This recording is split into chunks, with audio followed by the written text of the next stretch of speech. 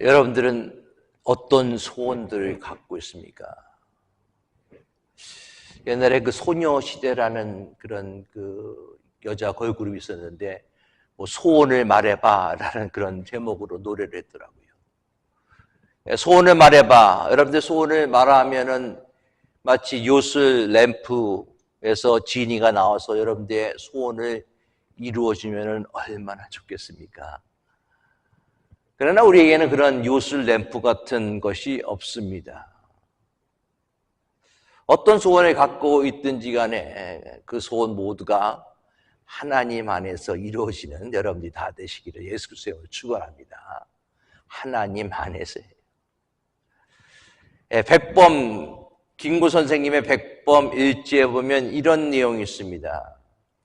내 소원이 무엇이냐 하고 하나님이 내게 물으시면 나는 서슴지 않고 내 소원은 대한독립이요 라고 대답할 것입니다. 그 다음 소원은 무엇이냐 라고 물으면 나는 또 우리나라의 독립이요 라고 할 것이요.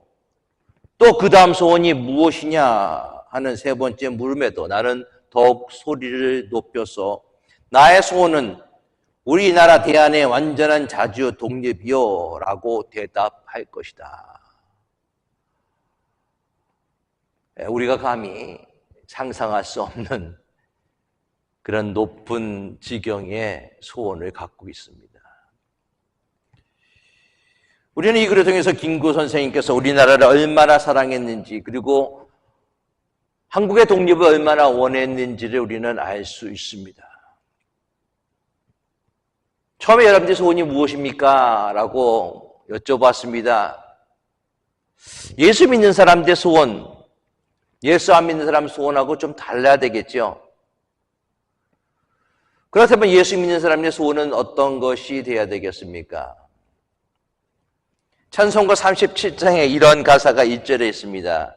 내 평생 소원 이것뿐 주의 일 하다가 이 세상 이별하는 날 주 함께 하리라. 내 평생 소원 이것뿐. 여러분들 그렇습니까? 여러분들 평생 소원 이것뿐 주의 일을 하다가 하나님의 일을 하는 것이 평생 소원입니까? 글쎄요. 각각 사람마다 소원이 다 있겠죠. 그러나 하나님의 일을 평생 동안 하다가 이 세상 이별하는 날 주 앞에 서리라. 이 가사가 우리에게 부담으로 다가오는 것은 사실입니다. 그러나 이런 마음가짐이 우리에게 또한 있어야 된다는 것이죠. 찬송 37장을 우리가 부르면서 마음속에 부담감이 없다면 우리의 믿음은 어떻게 본다면 가짜 믿음일 수가 있습니다. 하나님께서 우리에게 소원을 주십니다. 그리고 그 소원을 주시는 하나님이 이루시는 하나님이에요. 빌립보서 2장 13절에 이렇게 얘기합니다. 너희 안에 행하시는 이는 하나님이시니 자기의 기쁘신 뜻을 위하여 너희에게 소원을 두고 행하게 하시나니. 자, 말씀 잘 봅시다. 너희 안에 행하시는 이는 하나님이시니 우리의 모든 것을 행하시는 분은 하나님이신데 하나님께서 하나님의 기쁘신 뜻을 위해서 하나님의 나라와 하나님의 영광을 위해서 우리에게 소원을 주신다는 거예요. 그러니까 나의 소원이 아니죠. 내가 세상 속에서 잘 먹고 잘 사는 것이 하나님의 소원일 수 있습니다.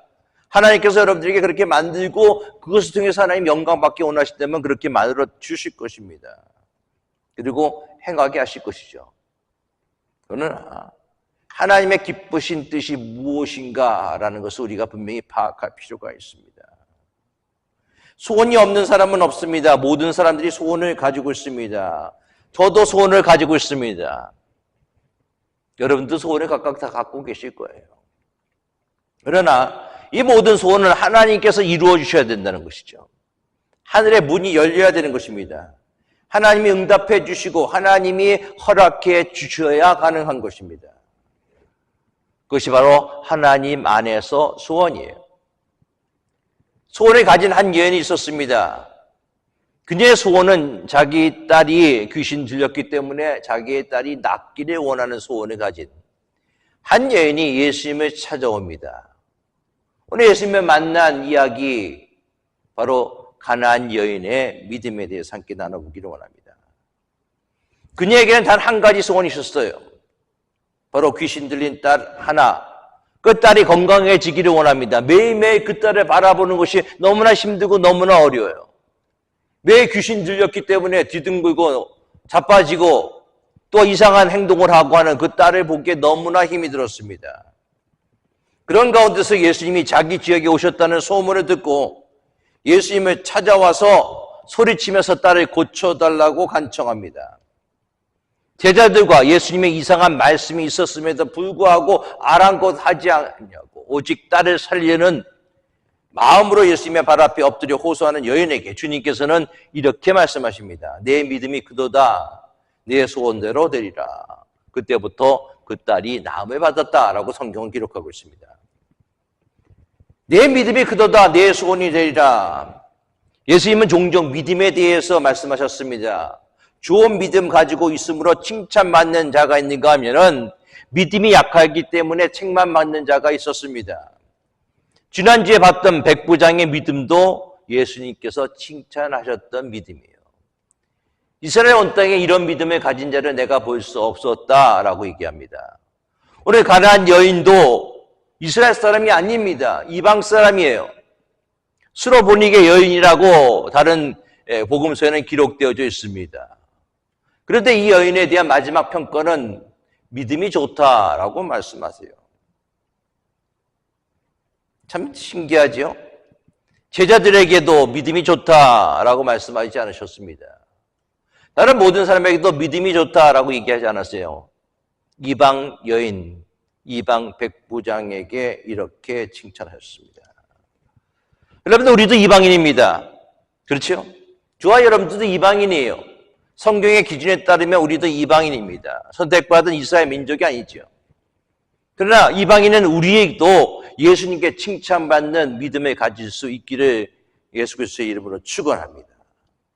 그렇다면 가나안 여인의 믿음은 어떤 믿음이었기에 예수님께서 칭찬하셨을까? 그녀는 어떻게 소원이 이루어졌는가? 세 가지의 것을 여러분들과 함께 살펴보기를 원합니다. 첫 번째로 가나안 여인의 믿음은 예수님을 바로 아는 믿음이었어요. 예수님을 처음 만난 가나안 여인, 이 이방 여인은 예수님이 누구신가를 바로 알았습니다. 그녀는 예수님을 부를 때 이렇게 부릅니다. 다윗의 자손 예수시여라고 얘기했어요. 이스라엘 사람들은 보통 메시아를 부를 때 지칭하는 것이 다윗의 자손이라는 명칭을 사용합니다. 즉 이방 여인은 정확히 예수님이 누구라는 사실을 알고 있었어요. 예수 그리스도를 메시아 그리스도로 보고 있는 것입니다. 유대인들이 배척하는 예수님, 그 예수님의 하나님의 아들 메시아로 인정하지 않는 유대인들과 달리 그녀는 예수님을 메시아라고 부르고 있는 것이죠. 그럼 메시아는 예수님 앞에 자신의 커다란 고통의 짐을 가지고 내려놓습니다. 나를 불쌍히 여기소서. 내 딸이 흉악하게 귀신이 들렸나이다. 흉악하게 위험할 만큼 해로운 뜻입니다. 치명적인 병사를 가지고 있습니다. 자녀의 고통은요, 부모의 아픔이죠. 그렇죠? 자녀가 병에 걸렸거나 자녀가 아플 때 정말 부모도 가슴이 찢어지는 아픔을 가지고 있습니다. 특히 자녀가 귀신에 들렸다, 즉 미쳤다는 것보다 더 큰 괴로움 없을 것 같아요. 사람의 방법으로는 해결할 수 없는 이 영적인 문제 앞에 딸이 온전해질 수 있는 방법은 무엇인가? 바로 예수 그리스도 앞에 자기가 나가는 것밖에 없는 거예요. 주님 앞에 나아가서 내가 주님 앞에 간구하는 방법밖에 없다는 것을 알고 있습니다. 그래서 그녀는 이렇게 얘기합니다. 나를 불쌍히 여겨 주시옵소서. 여러분들 말을 잘 봐야 돼요. 주님 내 딸을 고쳐 주시옵소서라고 얘기하고 있지 않습니다. 나를 불쌍히 여겨 주시옵소서라고 얘기를 하고 있습니다. 그것이 먼저예요. 나를 불쌍히 여겨 주시옵소서. 고쳐달라는 말도 못합니다. 불쌍히 여겨달라라는 저의 뿐입니다. 내 딸이 귀신 되었습니다. 나를 불쌍히 여겨 주소서. 여러분, 하나님이 우리를 불쌍히 여기시면 되는 거예요. 게임 끝. 하나님이 우리를 불쌍히 여기시면 지금도 기적이 일어나는 것입니다. 하나님의 은혜가 임하는 것입니다. 주여 나를 불쌍히 여겨 주시옵소서. 하나님 소나목자교회를 불쌍히 여겨주시옵소서. 하나님 나의 자녀를 불쌍히 여겨주시옵소서. 주님 앞에 믿음의 고백으로 소리쳐 나아갈 때 하나님의 기적이 오늘 우리에게 임하는지 믿으시기 바라겠습니다. 그것이 믿음이에요. 여러분들 예수님은 누구라고 생각하십니까?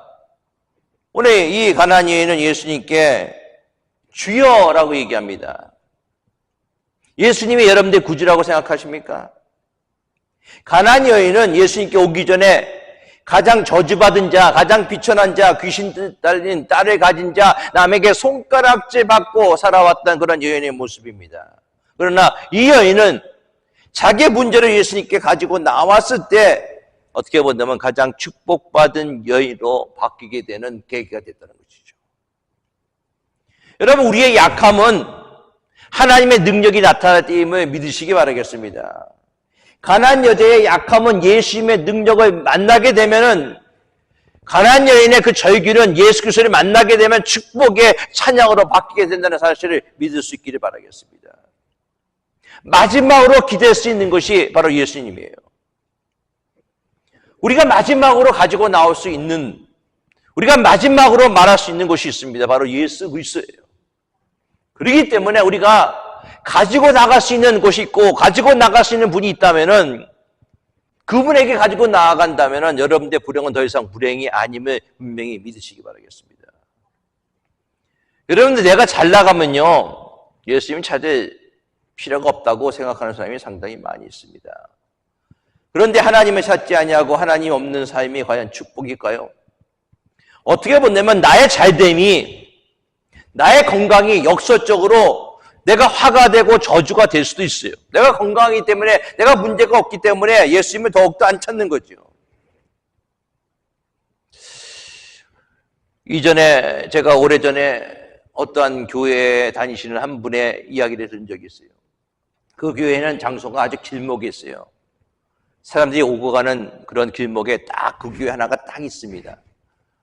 근데 그 교회 조금 더 올라가면은 미국 큰 교회가 있습니다. 아주 대형 교회예요. 초대형 교회입니다.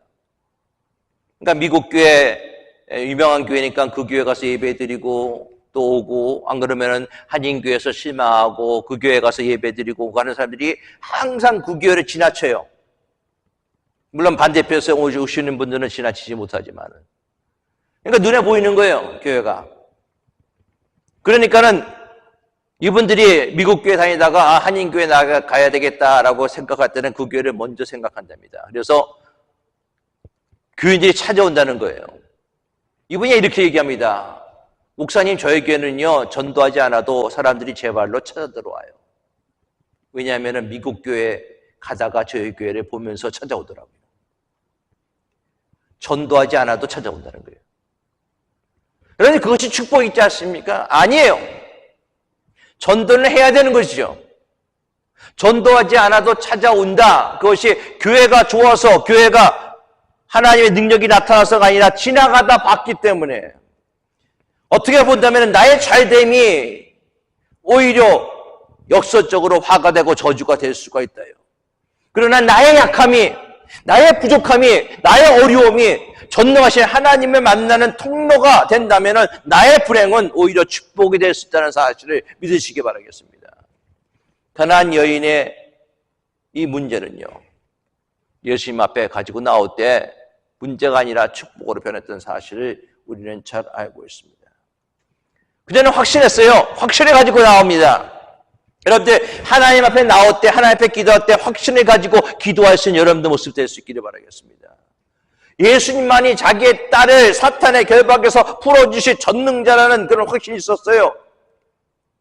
주님 앞에 나올 때 그런 확신을 가지고 나올 수 있기 바랍니다. 여러분들 인생의 고민도, 몸의 질병도, 자녀의 문제도, 사업의 어려움도, 교회의 부흥도 책임져 주시고 해결해 주시고 치유하시고 역사하시는 분이 바로 하나님이시라는 확신을 가지고 나올 수 있기 바라겠습니다.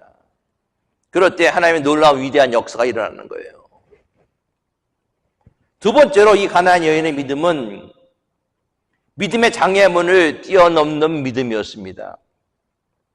딸이 귀신 들려 고통당하는 모습에 가슴이 찢어질 듯 아파하는 어머니, 내 딸을 고쳐주시옵소서 라고 얘기할 때 예수님이 한 말씀도 하지 않으셨어요. 왜 예수님은 이 여인의 절규에 침묵하셨을까? 갑작스러운 상황 속에 기분 나빴었을까? 매정하게도 예수님은 이 여인의 부르짖음에 말씀하고 있지 않습니다. 그럴까요?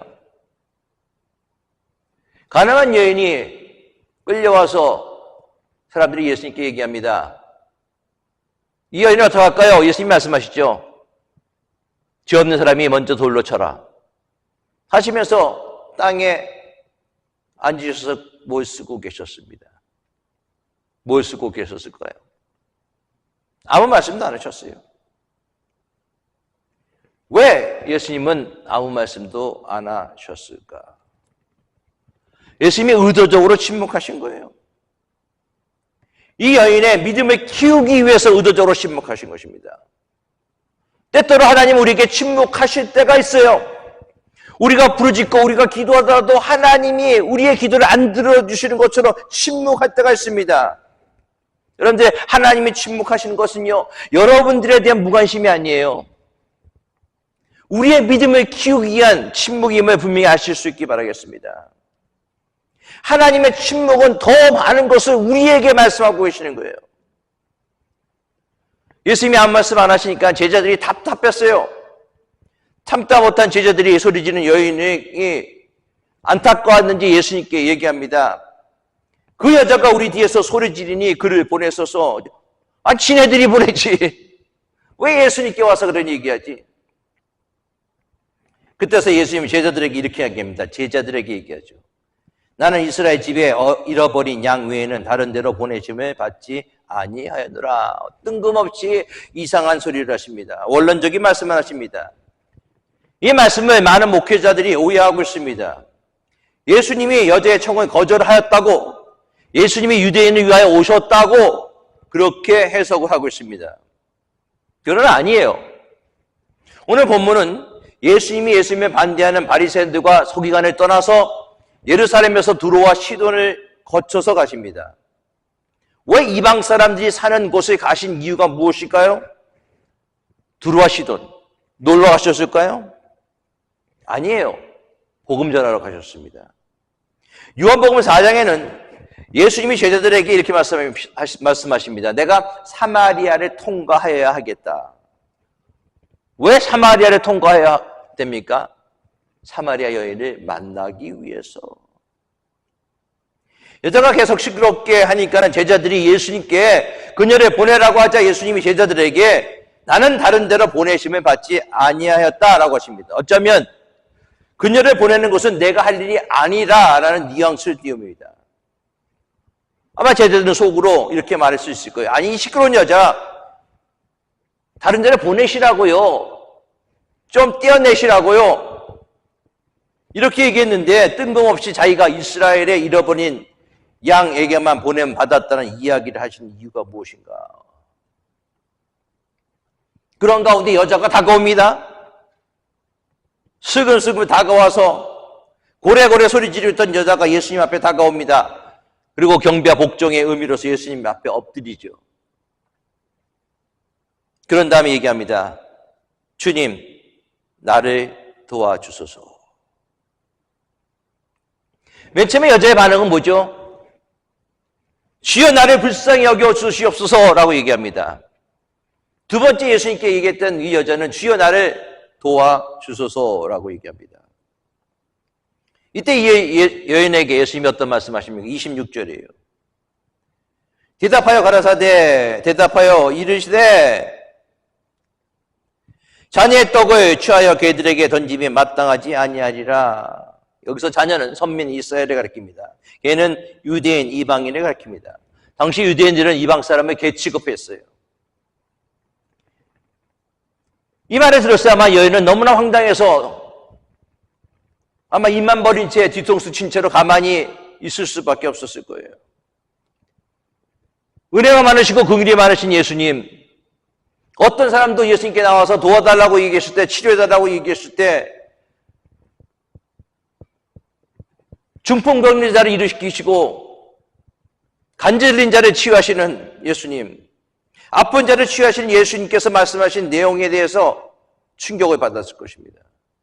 아마 그 여인뿐만 아니라 옆에 있던 제자들도 어안이 벙벙해질 거예요. 갑자기 분위기가 이상했습니다. 이 말씀은 우리가 쉽게 얘기한다면 예수님께서 이 여인을 개취급한 거예요.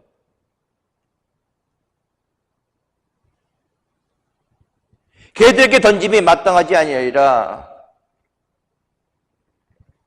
여러분들 사람들이 여러분한테 개 XX 이러면 화가 나잖아요. 뭐 개뼈다귀, 개떡, 개판이야, 뭐 개살구, 뭐 개자 들어가는 건 좋은 얘기가 하나도 없습니다. 그런 말을 들을 때 인격이나 마음이 훌쩍 상합니다. 그런데 예수님이 그렇게 말씀하시는 거거든요. 여인을 심하게 무시하셨습니다. 이전에 어떤 사람들도 이렇게 예수님이 심하게 말씀하지 않으셨어요. 어떤 조건이 따지 않으셨습니다. 이방인 백부장에도, 똑같은 이방인인 백부장에도 예수님이 이렇게 대하지 않으셨습니다. 그런데 이번에는 가나안 여인의 딸 문제를 도와주니커녕 아주 개취급하면서 모욕적인 말씀을 하십니다. 이 여인이 선민이 아니기 때문에 개취급하며 은혜를 받을 자격이 없다고 얘기하십니다. 예수님께서 이 여인을 이렇게 대한 목적이 무엇인가? 간단해요. 가나안 여인에게 구원 얻을 믿음을 선물로 주시기 위해서. 가나안 여인이 예수님을 있는 그대로 다윗의 자손이요 라고 부르면서 믿는다 하더라도 아직까지 예수님의 인격적인 관계를 맺지 못하였기 때문에, 그렇기 때문에 그런 점에 있어서 이 여인이 아직 은혜 받기 어렵기 때문에, 여인이 귀신 들린 딸이 없었다면 예수님께 나아오지도 않았기 때문에 예수님이 이 여인의 딸을 고치는 목적이 아니라 바로 예수님 자신을 하나님의 아들로 믿도록 그 여인에게 믿음을 갖기 위해서 이런 말씀하시는 거예요. 그녀가 그런 믿음을 갖기 위해서 먼저 자기 자신이 자기가 어떤 사람이라는 것을 인정해야 된다는 것이죠. 그런데 하나님 앞에 은혜 받기 위해서는요, 먼저 내 자신이 죄인이라는 것을 인정해야 돼요. 나 하나님의 은혜를 받을 자격이 없다는 사람으로 인정해야 된다는 것이죠. 오늘날 기독교인데 오늘날 교회 다니는 사람은 너무나 똑똑해요. 너무나 잘났어요. 교만합니다. 목사도 마찬가지고요.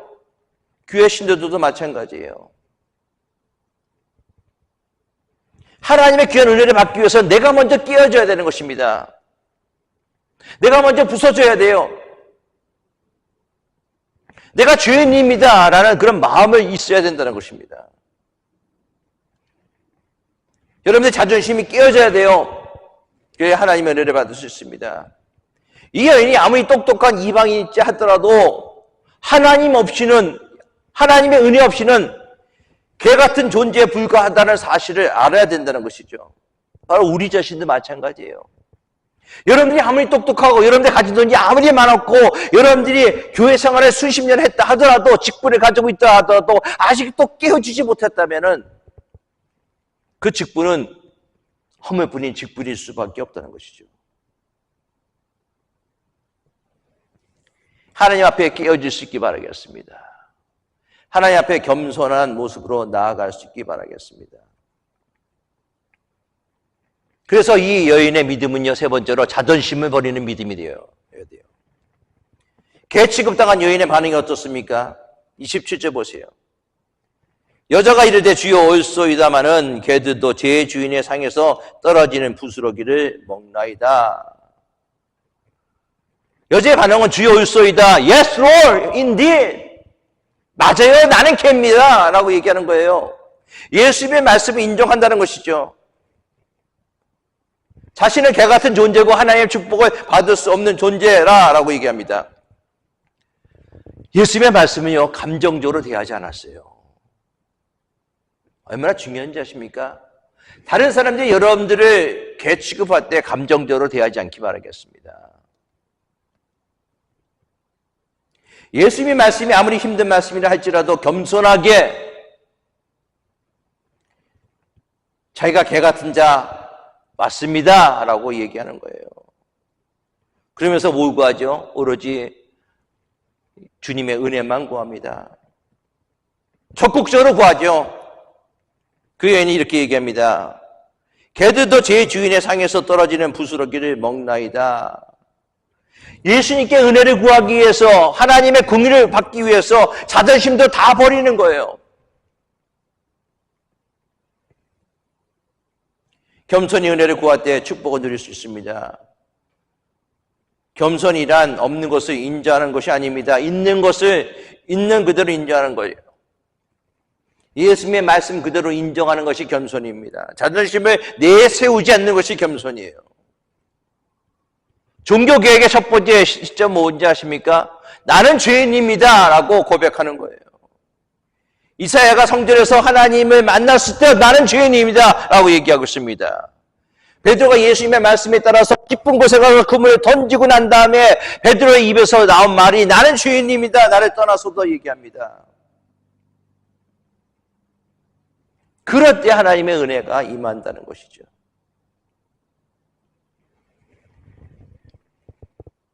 예수님의 그 말씀을 받아들일 때 하나님의 놀라운 역사가 일어난다는 거예요.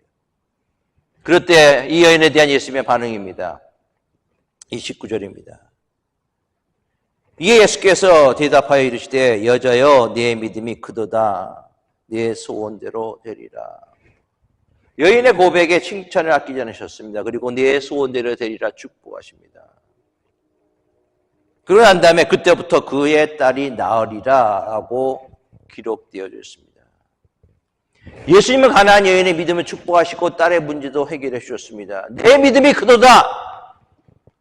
이 구절에 보면은 믿음은 큰 믿음도 있고 작은 믿음도 있어요. 여인의 믿음은 예수님도 놀랄만한 대단한 믿음이고 큰 믿음입니다.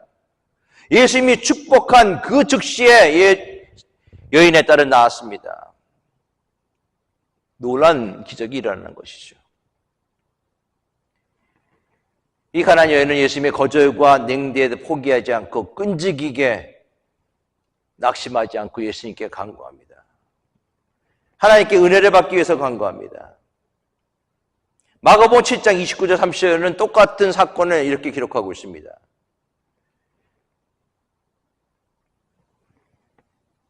여인이 집에 가서 본즉 아이가 침상에 누웠고 귀신이 나갔다라고 얘기하고 있어요. 예수님의 말씀을 듣고 내 소원대로 되리라라는 그것을 믿고 자기 집에 가니까는 자기 딸이 나았고 침상에 앉았고 귀신이 나갔다라고 얘기하고 있습니다. 말씀을 믿고 가는 거죠. 믿고 가니까 딸이 나은 거예요. 순종입니다. 순종은 믿음입니다. 순종은 겸손에서 나옵니다. 여러분들 가나안 여인처럼 우리의 문제를 주님 앞에 가지고 나올 수 있기 바랍니다. 나아갈 때 적극적으로 가지고 긍휼을 베푸시는 하나님께서 분명히 나의 문제를 해결해 주실 것이다 라는 믿음의 확신을 가지고 나아갈 수 있기 바라겠습니다. 말씀 마칩니다. 여러분들 소원은 어떤 소원을 갖고 계십니까? 우리에게는 요술 램프가 없습니다. 요술 램프가 있다 하더라도 요술 램프를 비벼서 지니가 나오면 몇 번이요? 3번 정도 들어준다고 그러더라고요. 글쎄 모르겠습니다. 우리에게는 요술 램프가 없지만 요술 램프 같은 분이 계십니다. 바로 하나님이십니다. 하나님은 3번의 기도를 들어주시는 것이라 하나님 여러분들이 하나님의 뜻대로 구하고 간구하면 하나님께서 언제든지 그 기도를 들어주시는 분이심을 믿으시기 바라겠습니다. 그러나 그 문제를 가지고 나올 때 내가 먼저 깨어져야 돼요. 내가 먼저 부서져야 됩니다. 내가 먼저 예수님의 하나님은 어떤 분이라는 사실을 인정해야 되는 거예요. 그리고 끈질기게 하나님께 간구하고 간구하시기 바라겠습니다. 구하고 구할 수 있는 여러분들의 모습이 될 수 있기를 바라겠습니다. 가난한 마음으로 예수님께 나와 구할 수 있는 모습이 될 수 있기 바라겠습니다. 그럴 때 예수님께서 말씀하시는 거예요. 내 소원대로 되리라. 여러분들의 소원, 어떤 소원을 갖고 계십니까?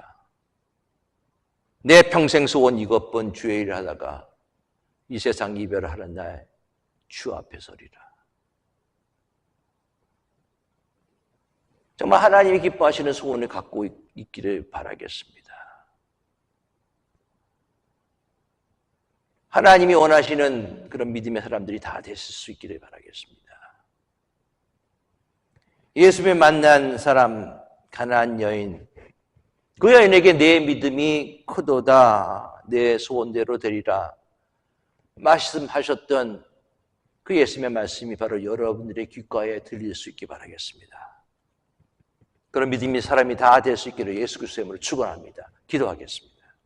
아버지 하나님, 찬송과 경배와 영광 돌립니다. 어떠한 소원이라 하더라도 주님 뜻에 합당한 소원은 하나님께서 들어주시고 이루어주신다는 믿음의 확신을 갖고 주 앞에 나가는 귀한 성도들 되도록 축복하여 주시옵소서. 예수 그리스도의 이름으로 기도드리옵나이다. 아멘.